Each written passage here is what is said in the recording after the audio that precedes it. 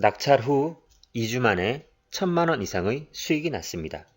이 수익은 일반 직장인 5개월 정도의 월급이고 1년 동안 매달 100만원 이상의 돈을 2주 만에 벌어다 준 것과 같습니다. 물건마다 고르는 연습을 한다면 누구나 가능한 일입니다.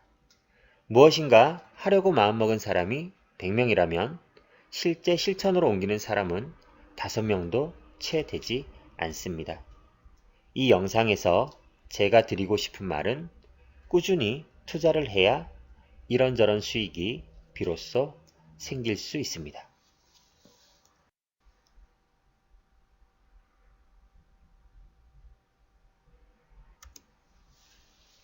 경매의 한 사이클을 경험해 보았다면, 경매 투자의 수익 구조를 알았다면 이제 입찰을 꾸준히 해야 합니다. 물론 물건 검색부터 입찰가 산정까지 빈틈없이 조사와 분석을 하고 그것을 바탕으로 경매 법원에 가야 합니다. 저도 이렇게 하기 때문에 경매 투자가 수익으로 이어지고 있습니다. 영상을 보시고 경매 투자하는데 참고가 되었으면 좋겠습니다. 그럼 제가 최근 9월 중순에 법인으로 낙찰받은 물건에 대해 살펴보고 어떻게 수익이 났는지 설명드리겠습니다. 먼저 경매 물건 정보를 보시면 지방의 시 단위에 있는 아파트입니다. 전용 면적은 18평 정도이고 실평수는 25평입니다. 감정가는 9천이고 한번 유찰되어서 최저가 6,300만원. 물건 검색, 시나리오, 시세조사, 현장조사를 통해서 여러 정보를 파악합니다. 시세는 8,500에서 9,500 정도로 형성되어 있었습니다. 이 물건은 법인으로 입찰 예정이었고 단기 매매로 시세 차익 2천만원 정도로 잡고 입찰가를 적어내기로 하였습니다. 경쟁자 수를 5명 정도 예상했는데 실제 입찰은 3명이 들어왔고 결과적으로 우리 법인이 최고가 매수 신고인으로 낙찰을 받았습니다. 이등과의 차이는 200만원 정도인데 실제 시차익을 2천만원 정도 보고 들어갔기 때문에 아무 상관이 없었습니다. 낙찰을 받고 당일 오후에 점유자의 연락처를 얻기 위해서 법원 경매계에 들러 관련 서류를 열람할 예정이었습니다. 하지만 소유자인 점유자가 오후에 먼저 전화가 왔습니다. 다급한 목소리로 내일 경매인 줄 알았다면서 말입니다. 지금 채권자인 한국자산관리공사에 돈을 내러 가는 길이었는데 경매가 낙찰되었다는 소리를 듣고 깜짝 놀라서 법원에 들러 관련 서류를 열람하고 낙찰자의 연락처를 보고 연락을 하는 것이라고 말했습니다. 그리고 지금 당장 좀 만나자고, 만나서 얘기를 하자고 계신 곳을 말씀해 주시면 그쪽으로 가겠다고 합니다. 바로 상황 파악에 들어갑니다. 이제 총자루는 제 손에 쥐어진 것을 빠르게 알 수 있었습니다. 명도에서 항상 낙찰자가 갑이고 점유자가 을임을 명심해야 하지만 생각보다 상황이 쉽게 흘러가리라 생각되었습니다. 저는 지금 당장 만나는 것은 곤란하니 원하시는 것을 말씀해 주시면 회사에서 내부적으로 회의를 거쳐 답변을 드리겠다고 하였습니다. 그러자 점유자는 약간 흥분된 상태를 가라앉히고 본인의 상황과 원하는 바를 얘기하기 시작했습니다. 현재 본인은 사업을 하다 부도가 나서 실패한 상황이고 새로운 직장에 출근한 지 몇 개월 되지 않은 상태라고 했습니다. 그리고 상황이 좋지 않아 어머니까지 이 아파트에 모시고 살고 와이프와 자녀도 함께 있다고 합니다.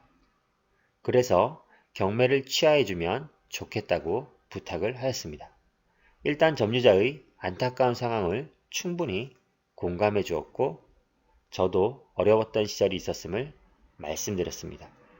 그리고 경매 취하 부분은 저 혼자 결정할 수 없는 부분이라서 회사 대표님과 직원들의 회의를 거쳐 결정을 해야 되는 상황이라고 전달해 드렸습니다. 하지만 선생님의 상황을 충분히 들었고 그 내용을 잘 전달해서 좋은 쪽으로 일이 마무리되도록 노력하겠다고 하였습니다.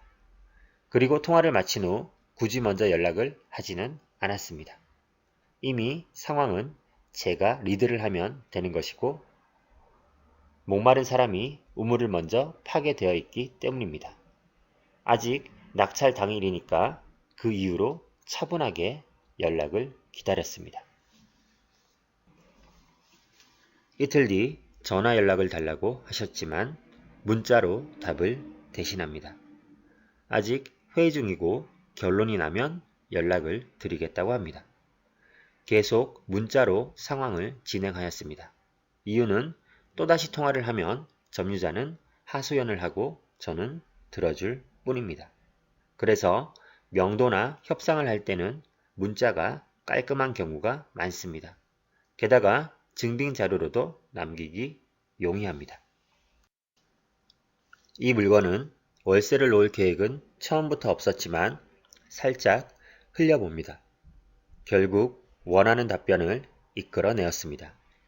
취하 조건으로 약간의 금액을 요구할 생각이었지만 먼저 말을 꺼내는 것보다는 상대방에게서 이끌어내고 싶었습니다. 소유자인 점유자는 경매 취하 조건으로 사례를 하겠다고 해서 생각하고 있던 금액을 제시하였습니다. 협상하고 있는 저는 최대한 객관적으로 보이게 하기 위해서 회사 차원에서 원하는 금액을 역시 문자로 보내드렸습니다. 첫 제시 금액은 1,500만원 정도였습니다. 물론 마이너스 알파를 생각하고 정한 금액이었습니다. 예상했던 대로 상대방도 금액을 조정해달라고 하셨고 그럼 회사랑 다시 협의 후 연락을 드리겠다고 했습니다. 그리고 다시 상대방에게서 먼저 연락이 올 때까지 기다립니다. 급한 것은 상대방이고 저는 여유있게 리드하고 싶었습니다. 사흘을 기다렸더니 결국 먼저 연락이 오셨습니다. 어떻게 되어가고 있는지 알려달라고 합니다. 여유있게 다시 한 템포 쉬고 저녁에 연락을 드리겠다고 하고 오후에 1,300만원으로 두 번째 금액을 제시합니다. 긍정적인 답변을 들었지만 100% 신뢰는 할 수 없었습니다. 하지만 또다시 기다립니다. 협상에서 우위를 점하기 위해서입니다. 이틀 뒤 연락이 와서 언제까지 돈을 마련하면 되는지 묻습니다. 그래서 잔금 납부 시작하는 날까지로 말씀을 드립니다. 처음 경매계에 전화해서 확인해 보니 경매 취하는 잔금 납부 기간 전까지 가능하다고 하여서 기간 내에 해결하려고 하였습니다. 5일 정도 기다린 뒤 연락이 없어서 이제는 먼저 연락을 합니다.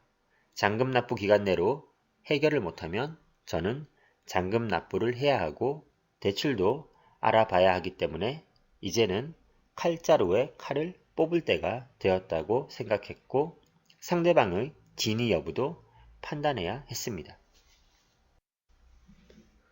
일단 700만원을 먼저 입금하겠다는 긍정적인 답장이 와서 현재 700만원을 입금받은 상태입니다. 상대방은 정말 경매 취하를 진심으로 원하는 상태였고 제시한 금액도 모두 줄 의향이 있다고 믿게 되었습니다. 이제 나머지 600만원을 이번 주 내로 받고 경매 취하 동의서와 법인 등기 그리고 법인 인감증명서를 전달하면서 소유자인 점유자가 취하 서류를 제출하는지 확인만 하면 이 물건은 마무리가 됩니다.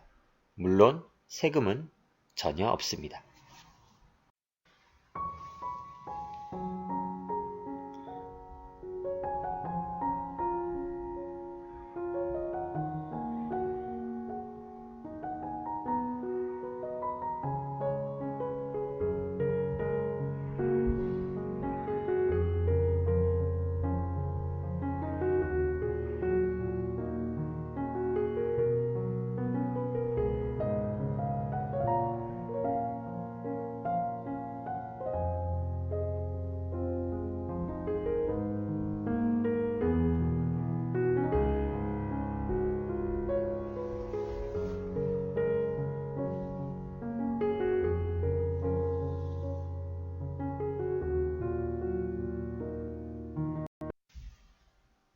어떻게 보셨나요?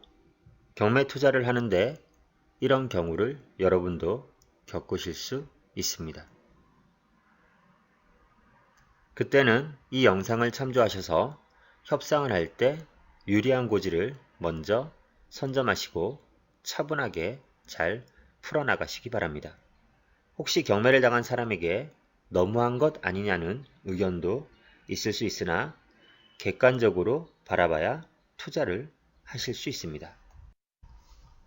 소유자는 돈을 빌려서 갚지 않은 상태이고 저는 낙찰을 받아 그 돈으로 변제가 가능하도록 하려고 하는 상황입니다. 낙찰자는 채권자와 채무자 사이에 제3자로서 개입을 할 뿐이고 법적으로 진행되는 일을 하는 것입니다. 영상 초반에도 말씀드렸듯이 경매 입찰을 꾸준히 해야 이런저런 그리고 이와 같은 수익이 발생할 수 있습니다. 지금 가만히 앉아 영상만 보시면은 절대 통장에 돈이 들어오지 않습니다.